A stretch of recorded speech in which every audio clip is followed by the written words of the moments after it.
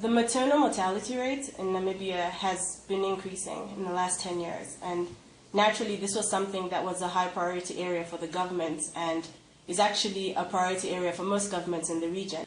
The project came about through a leadership innovation program funded by the Gates Foundation that looked at bringing leaders from different parts of the healthcare system together. So this would be the public sector, the government people, the private sectors, NGOs, religious organizations together, and using bridging leadership for them to shift maternal healthcare outcomes.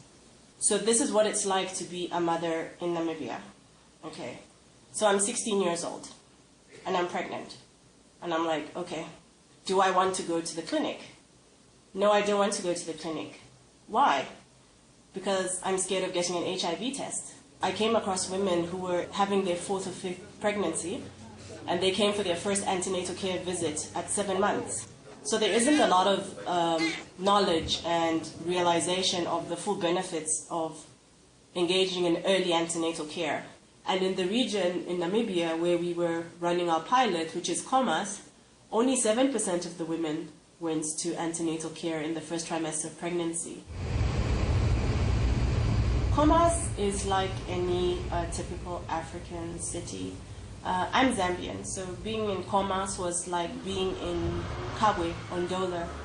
You know, you have a very central, very concentrated town city center, and if you go out even, let's say 5 or 10 kilometers, you already encounter informal settlements.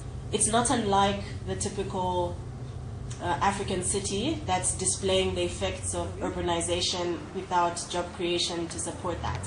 Katutura Hospital is not far from the city center. You know, what's interesting though is getting from town to Katutura Hospital could take you about maybe an hour drive. I actually spoke to 3 mothers who had walked more than 2 hours to get to the clinic. To walk 2 hours with a 7-month pregnancy just to access the clinic was quite a humbling thing to witness. When we went to the first antenatal care visit, right, it took 6 hours for the first mother to leave.